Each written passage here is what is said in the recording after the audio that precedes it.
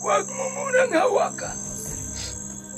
Dahil sa buong buhay ko, ito ang regalo sa aking mga ninuno noong unang siglo. Dahil mahal kita, anak, ito ang ibibigay ko para sa'yo.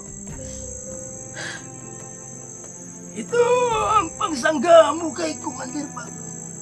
Sige, supas ko, Lo.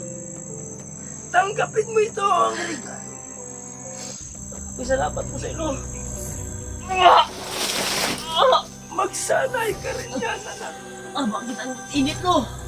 Dahil malakas ang kapangyarihan yan. Kaya mo yan. Kaya mo yan. Dahil matatag ka.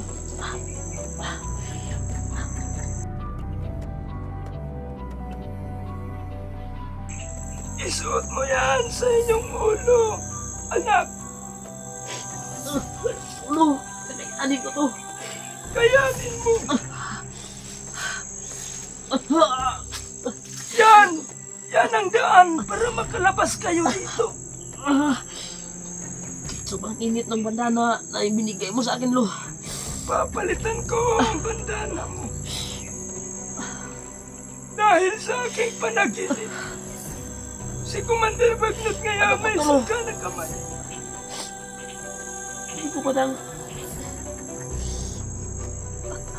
Hindi. Ulitin kong ayusin ito lang kuwan sa ulo ko.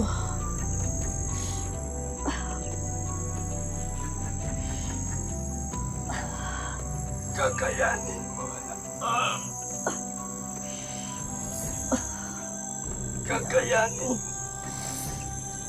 Kapag kailangan mo ako, narito lang ako, anak.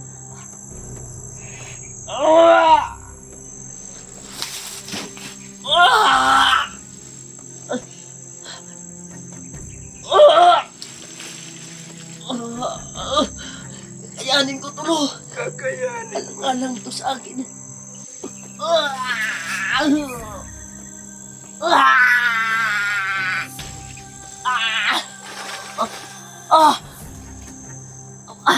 Kakayanin mo yan, anak.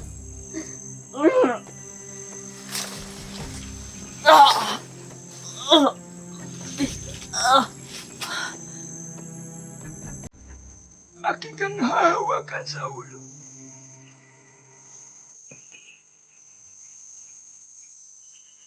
Pwede mo nang dalihan.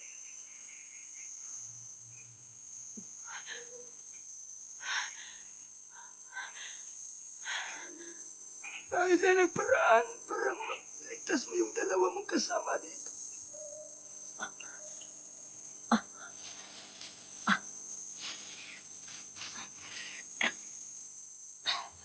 Sobrang init ang katawan ko, Lo. Normal lang ba ito, Lo? Kakayanin mo. Normal lang yan. Dahil sa buong buhay ko, ikaw pa lang ang binigyan ko ng ganyan. Salamat talaga, Lo, sa ibinigay mo sa akin at pinagkatiwalaan mo ako. Walang anuman, anak. Isa lang ang sasabihin ko sa'yo.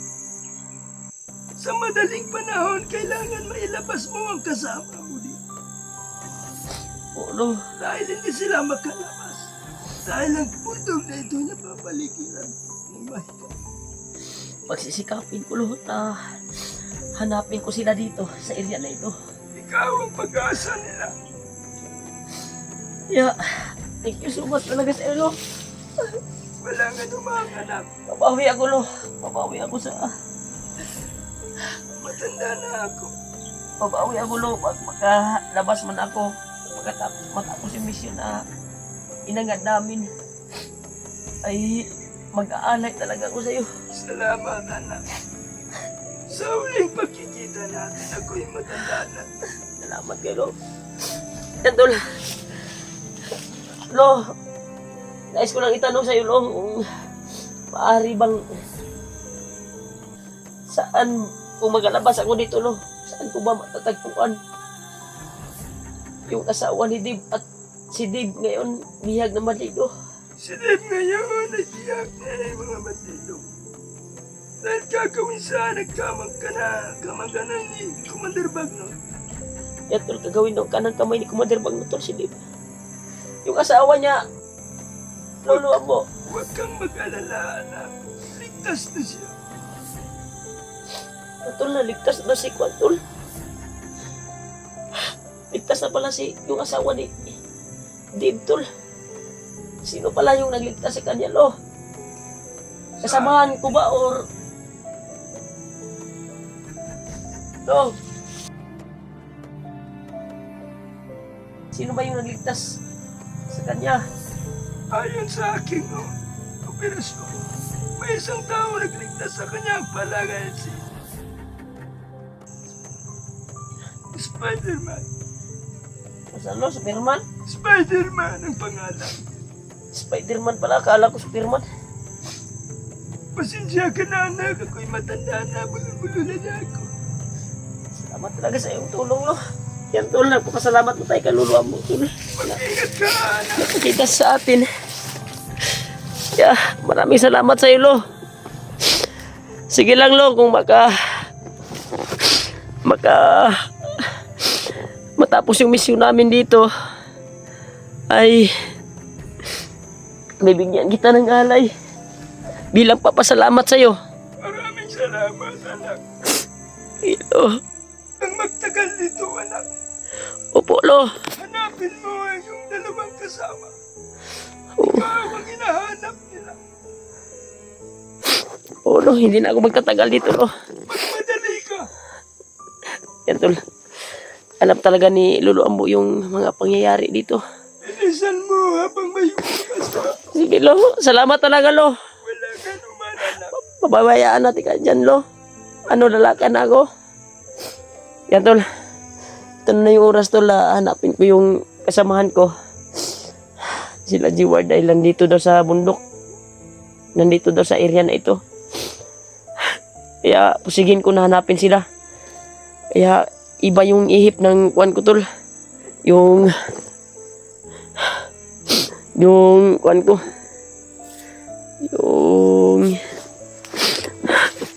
Yung katawan ko ngayon. Parang gumaan yung katawan ko, tol. Yeah, salamat talaga, lo, sa iyo, lo. Walang anuman, anak. Umalis ka na kagad.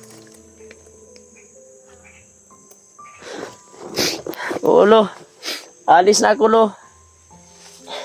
Kaya, pusigin ko na hanap ko sila dito sa area para makalabas kami sa area na ito. At may sasabihin ako sa iyo, lo. Nawala si Lolo.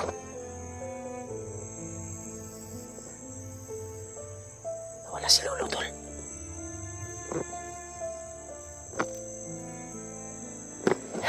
Tol, kailangan tayong umalis na dito sa area na ito. Dahil kailangan natin hanapin yung kasama natin. Kaya may panibagong bandana na ako, tol. Binigyan ni Lolo Ambo.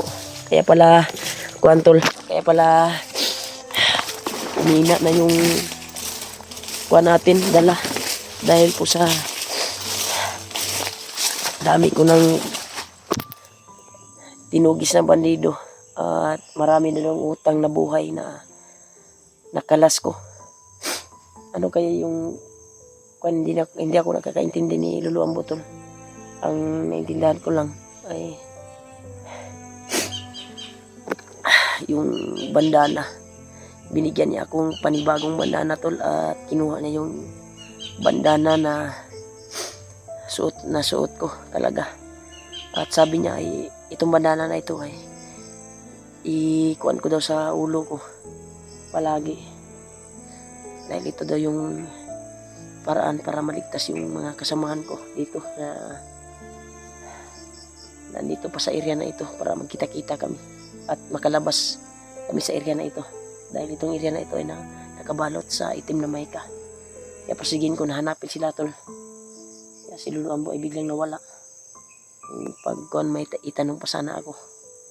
Kaya nagpapasalamat tayo kay Lolo Ambo na napakita sa atin at binigyan tayo ng bagong pagsangga ng kalaban. at panibagong bandana.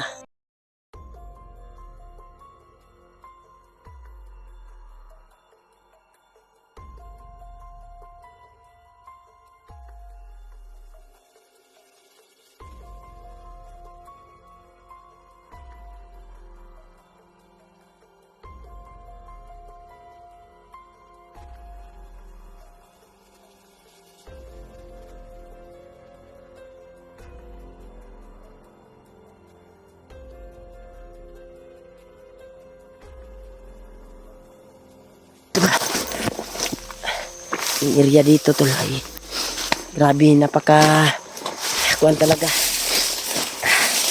napaka kuwan talaga yung area. Kaya patuloy pa rin tayo. Kaya tol, mayroon din tayong aso at pipilitin natin pasukin to dahil hindi natin alam pa yung kung anong kapangyarihan. Baka kapareho lang yung virtud siguro nito na gagamitin natin sa bandana, yung dati kong bandana, dahil iba na yung bandana ko tol. Yan, ito yung kusang binigay ni Lulu Ambo na galing pa daw sa kanino ninunuan niya, kaya pinalitan niya yung bandana ko dahil madami na daw utang na buhay na kinalas daw yung bandana ko, kaya konti-unting nanghihina. Kaya yung natin ngayon ay sige natin na hanapin natin sila dito sa area ito dahil delikado yung buhay daw dito tol. Unti-unti kang tudasin ng mga taungan ni Bagnot at Mahika pag magtagal ka dito sa area ito. Ayan tol, napaka saan talaga tol yung area.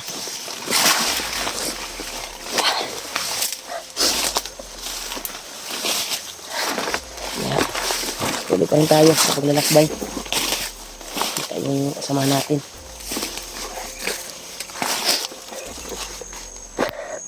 Grabe. Grabe talaga tol. Kaya nagpapasalamat ko tayo kay Lolo Ambo na dininig na yung pagtawag natin sa kanya. Hindi tayo nabigo. Nagpakita siya sa atin at binigyan pa tayo ng panibagong bandana. At kinuha niya yung bandana na parang okay na yung pakiramdam ko tol. Parang suot ko yung bandana ko na bago ay parang yung kuha ng katawan ko ay unti-unting nawala yung naramdaman ko sa aking katawan ba na panghihina ay parang nawawala, unti-unting nawala. Baka mamaya nito ay mawala na talaga yung paghihina ko dahil pakiramdam ko talaga ay gumaan yung katawan ko tuwing nasuot ko tong bandana na ito. Kaya hindi ko pa nasubukan yung bandana na ito tol, kung gaano to kalakas, kung gaano to katibay. Pero ramdam ko talaga tol dahil unang hawak ko nito pag kuha ni Lolo Ambo ay sobrang init talaga at parang pumutok yung kamay ko sa sobrang init ng bandana na binigay niya sa akin. Kaya susubukan natin to at doon ako nagtaka, lumabas yung usok ng katawan ko. Kaya doon ako nagtaka talaga. Kaya patuloy tayo. Alam ko na nandito pa sila G-Ward at si Julio. Ramdam ko talaga sa bandana na ito na suot ko ngayon. Kaya parang malapit na sila dito. Sana ay magkita-kita kami para kalabas kami dito dahil itong bandana na ito, itong bandana na ito ay ito yung makakapagturo sa daan palabas daw at ikuan daw yung kaa ko sa daan palabas, sabi ni Lolo Ambo. Yan.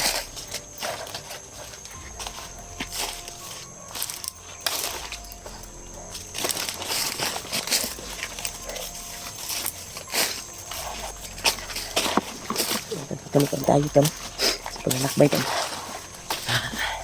Sige lang tayo sa paghanap sa kanila ngayon dito. Hindi ako matutulog tol maglakbay ako para mahanap ko silang kung saan sila ako patungo. Dahil nakasisigurado ako na itong bandana na ito ay tataog talaga yung mga bandido na haharang sa atin.